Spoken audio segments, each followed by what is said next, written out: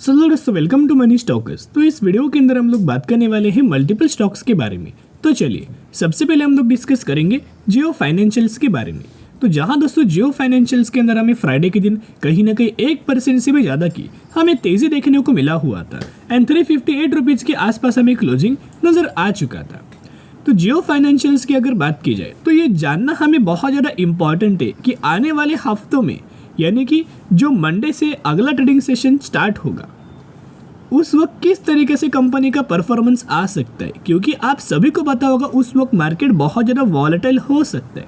क्योंकि आपको पता है कि आने वाले 2 हफ्तों में अभी जो यूनियन बजट है वो आने वाला है, उसके साथ साथ हर एक कंपनी को क्वार्टरली रिजल्ट्स आपको देखने को मिलने वाला है।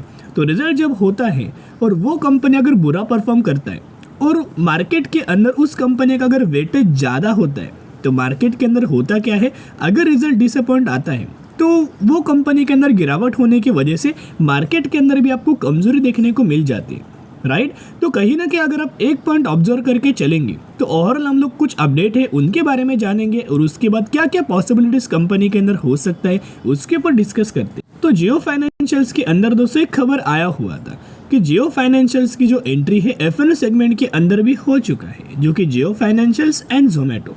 अभी आप एफ&ओ सेगमेंट के अंदर भी जियो फाइनेंशियल सर्विसेज को भी ट्रेड कर सकते हो, एज वेल एज जोमेटो को भी आप ट्रेड कर सकते हो। और इनका जो इंक्लूजन है इन्होंने ज्वाइन किया गया है निफ्टी 50 इंडेक्स को।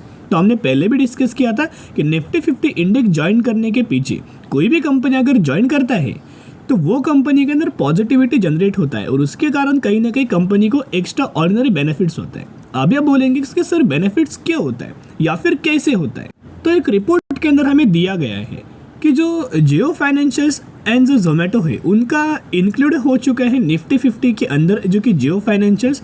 तो जियो फाइनेंशियल्स के अंदर कहीं ना कहीं $466 मिलियन का कहीं ना कहीं पैसिव फंड बाइंग हमें हो सकता है। एंड जोमेटो के अंदर भी बोला गया है कि $491 मिलियन का एक बहुत बड़ा बाइंग हमें किया जा सकता है।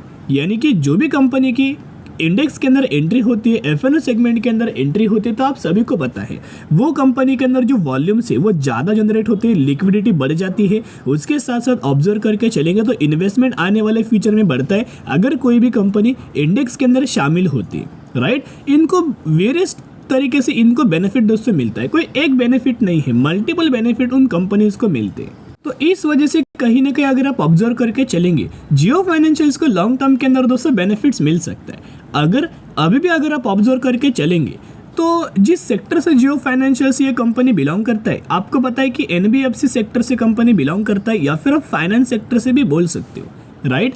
और दूसरी कंपनीज भी अगर आप ऑब्जर्व करके चलेंगे इनके जो कॉम्पिटिटर्स हैं, जैसे कि आपको पता होगा कि जो एनबीएफसी सेक्टर या फिर जो फाइनेंस सेक्टर की मार्केट लीडर कंपनी है बजाज फाइनेंस, बजाज फिनसर या फिर चोलामन, Shriram finance, Bajaj holding, HDFC AMC, ये सारी जो कंपनीज है ना वो जियो फाइनेंशियल्स की कॉम्पिटिटर है, राइट।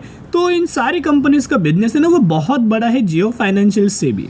तो अगर आप ये ऑब्जर्व करके चलेंगे कि अभी भी ये कंपनी सिर्फ 3 डिजिट पर दोस्तों ट्रेड कर रहा है, तो आने वाले सालों में बहुत ज़्यादा चांसेस ये है कि सारी की ये जो कंपनी है जियो फाइनेंशियल्स वो कंपनी आने वाले फ्यूचर में 1000 रुपीज़ का भी मार्क हमें क्रॉस कर सकते हैं, क्योंकि सारी कंपनीज इनके जो कॉम्पिटिटर्स है उनका प्राइस अगर आप ऑब्जर्व करके चलेंगे तो सभी कंपनीज का प्राइस हमें 4 डिजिट के ऊपर हमें ट्रेड कर रहा है। तो बिजनेस कंपनी का अभी उतना बड़ा हमें देखने को नहीं मिल रहा एज कम्पेयर टू जियो, अगर देखा जाए तो बजाज फाइनेंस या फिर बजाज फाइनेंस की जो पेरेंट कंपनी है बजाज फिनसर। लेकिन फिर भी ब्रोकरेज फर्म के द्वारा बहुत अच्छे खासे टारगेट हमें जियो फाइनेंशियल्स को लेकर नजर आ रहे हैं। जैसे कि इनका मानना है फाइनेंशियल ईयर 2024 तक जियो फाइनेंशियल्स ये कंपनी का जो पहला टारगेट होने वाला है दिसंबर 2024 तक कहीं ना कहीं 430 रुपये का, एंड सेकंड जो टारगेट हमें दिया गया है 500 रुपये का। यानी कि एक बार कंपनी 430 रुपीज़ तक का टारगेट अगर अचीव करता है उसके बाद कंपनी के अंदर 500 रुपीज़ तक तेज़ी नज़र आ सकती है। तो कंपनी का दोस्तों डिटेल्स के अंदर हम लोग बिजनेस समझने की कोशिश करेंगे, कहाँ से कंपनी अपना रेवेन्यूज हमें जनरेट करता है। पहले तो हमें इनके प्रोडक्ट जानना इंपॉर्टेंट है कि कंपनी के प्रोडक्ट क्या है। पहला जो इनको प्रोडक्ट है वो लैंडिंग है, लाइक। सेकेंड प्रोडक्ट है प्रोडक्ट्स इन पाइपलाइन। थर्ड जो प्रोडक्ट हमें देखने को मिला है अभी जो प्रोडक्ट इन पाइपलाइन है इसके अंदर कंपनी क्या करता है, auto loan, home loans, loan against shares, ये इस तरीके से प्रोवाइड करता है स्मॉल बिजनेस एंटिटीज को लेके, राइट। इंश्योरेंस बिजनेस है इनका अलग एक सेपरेट प्रोडक्ट, राइट। इंश्योरेंस यानी कि जो लाइफ इंश्योरेंस होता है, जनरल इंश्योरेंस होता है, ऑटो इंश्योरेंस होता है, हेल्थ इंश्योरेंस होता है, एम्बेडेड इंश्योरेंस होता है, कॉर्पोरेट सॉल्यूशंस होता है, इन सारी सर्विसेज कंपनी इंश्योरेंस ब्रोकिंग के अंदर काम करता है। और ये ऐसा सेगमेंट है ना, इसके ऊपर लगातार दोस्तों जियो फाइनेंशियल्स बहुत बड़े बड़े इन्वेस्टमेंट किए जा रहे हैं, दूसरी कंपनीज के साथ हमें पार्टनरशिप कर रहा है इसको बूस्ट करने के लिए। एंड जो नेक्स्ट इनका प्रोडक्ट है वो है payment bank and payment solution. तो ये जो दोनों सेगमेंट है ना वो बहुत अच्छा खासा काम करने वाले हैं, क्योंकि रिसेंटली जियो फाइनेंशियल्स के द्वारा हमें जो ऐप लॉन्च किया गया है उस ऐप को यूज करके ये सारे प्रोडक्ट्स आपको देखने को मिल रहे हैं वो आप इजीली एक्सेस कर पाएंगे, जिसका इनके कस्टमर्स को तो बेनिफिट्स मिलेगा ही मिलेगा, लेकिन अगर कस्टमर सेटिस्फाई होंगे तो जियो फाइनेंशियल्स को भी बेनिफिट्स मिलेगा। लेकिन कंपनी का बिजनेस छोटा है लेकिन बहुत ज़्यादा इफेक्टिव है। जैसे कि अगर आप एक पॉइंट ऑब्जर्व करके चलेंगे तो इनका जो सेल्स है वो कंटिन्यूस बेसिस के पर बढ़ रहा है, जैसे कि 45 करोड़ से बढ़ के 1850 करोड़। उसके साथ साथ प्रॉफिट्स भी अगर आप ऑब्जर्व करेंगे तो 31 करोड़ से बढ़ के 1600 करोड़। तो जैसे कि आपको पता होगा अभी जितने पैरामीटर्स थे कंपनी के अंदर या फिर जो कंपनी के अंदर न्यूज़ थे उनके बारे में तो हमने कवर किया। अभी टेक्निकल चार्ट को जानना इंपॉर्टेंट है, तो टेक्निकल चार्ट को ऑब्जर्व करके चलेंगे तो ये है कंपनी का एक रेजिस्टेंस लेवल, ये है कंपनी का एक सपोर्ट लेवल, इसी के बीच में कंपनी ट्रेड कर रहा है। तो जैसे कि हमने वीडियो स्टार्ट होने से पहले आपके साथ डिस्कस किया था कि आने वाला जो 2 हफ्ते है वो बहुत ज़्यादा इंपॉर्टेंट होने वाले हैं, क्योंकि उसके अंदर यूनियन बजट आने वाला है, अनाउंसमेंट होने वाला है। तो कहीं ना कहीं बड़े बड़े इन्वेस्टमेंट किए जा सकते हैं, मार्केट के अंदर बुल रन देखने को मिल सकते हैं। जैसे ही मार्केट के अंदर आपको बुल रन देखने को मिलेगा, अच्छी कंपनी, फंडामेंटल स्ट्रॉन्ग कंपनी के ही अंदर तेजी नजर आ सकती है। तो ये जो कंपनी गिरावट के अंदर मिल रहा है, कंसोलिडेट कर रही है, बाइंग के लिए बहुत अच्छा खासा मौका है। तो जरूर कंपनी के अंदर buy on dip strategy apply करना, क्योंकि आने वाले फ्यूचर में कंपनी के बड़े बड़े टारगेट्स हमें देखने को मिल सकते हैं। अभी हम बात करेंगे एचडीएफसी बैंक के बारे में, जहां हमें एचडीएफसी बैंक के अंदर 1% तक की गिरावट हमें देखने को मिला हुआ था। 1685 रुपीज के आसपास हमें क्लोजिंग नजर आ चुका। अभी सबसे पहले जो एचडीएफसी बैंक है उसका टेक्निकल चार्ट को समझना इंपॉर्टेंट है। बाकी न्यूज़ तो हमें पता है, राइट, न्यूज़ तो हमें पता है, मैंने पहले भी न्यूज़ के बारे में डिस्कस किया है, लेकिन जिस पॉइंट पर हमें एचडीएफसी बैंक ट्रेड कर रहा है ना वो बहुत ज़्यादा इंपॉर्टेंट पॉइंट है और ये ब्रेकआउट बहुत जल्द हमें देखने को मिल सकता है। जैसे जो एचडीएफसी बैंक गिरावट के अंदर मिल रहा था ना, इसी वक्त हमने आपके साथ निवेश करने के बारे में शेयर किया था, रिकमेंड किया था कि यार बाइंग करने का मौका है। जो लेवल्स हमने आपके साथ डिस्कस किया था, ये था सपोर्ट लेवल, ये था रेजिस्टेंस लेवल। जैसी कंपनी ब्रेक करेगा तब दोस्तों हम लोग बाइंग करेंगे। जैसे हमने बाइंग किया, थोड़ा बहुत हमें मार्केट साइडवेज हुआ था, वॉलेटाइल हुआ था, जिस वजह से एचडीएफसी बैंक के अंदर भी कुछ ज़्यादा परफॉर्मेंस नजर नहीं आ रहा था। ब्रेकआउट के बाद कंपनी होल्ड कर रहा था, लेकिन फिर से यहाँ से अगर कंपनी बाहर निकला तो आप देखिएगा अच्छे कैसे रैली आया। अभी क्या है ना, कंपनी का एक इंपॉर्टेंट लेवल से देखिएगा, ये है, ये एक रेजिस्टेंस लेवल है।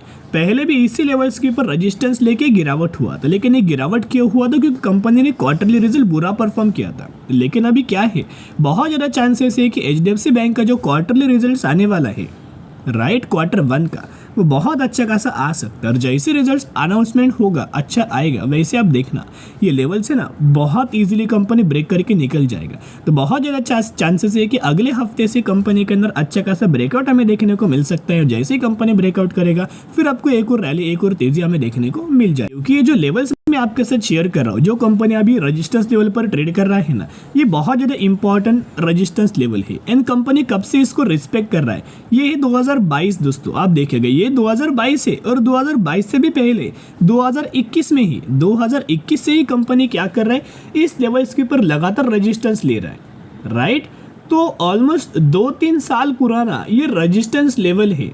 जैसे ही कंपनी लेवल्स को निकालेगा ना, आप देखना कितना ज़्यादा हमें तेजी नजर आएगा। और उसके बाद निवेश करने का मौका बिल्कुल भी शेयर होल्डर्स को कंपनी नहीं देगा। उसके बाद फिर एक बुल रन आपको देखने को मिल जाएगा। तो जैसे रिजल्ट्स की बात हो रही है, तो एचडीएफसी बैंक के द्वारा अपने Q1 रिजल्ट्स का डेट कंपनी के द्वारा हमें डिस्कस किया है।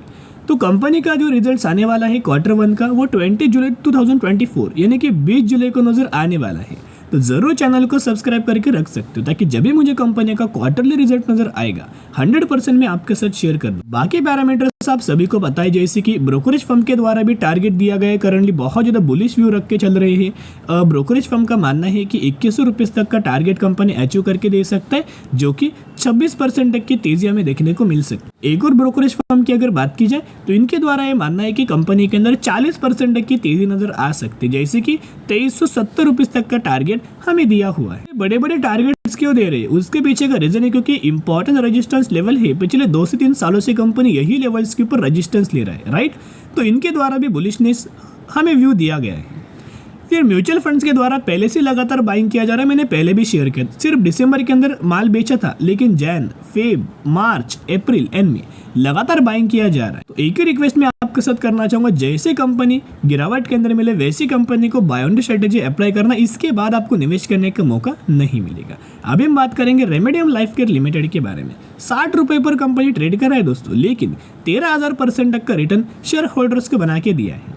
ये कंपनी रिसेंटली 3:1 रेशियो का बोनस अनाउंसमेंट किया है, तो जिसके पास 1 शेयर होंगे तो 1 के बदले आपको 3 शेयर मिलने वाले हैं, और वही एग्जीक्यूशन के बाद आपके पास टोटल हो जाएंगे 4 शेयर। यही रेशियो के अंदर बोनस का आपको बेनिफिट मिलने वाला है। तो जरूर कंपनी के बारे में निवेश करने से पहले स्टडी एनालिसिस जरूर करना।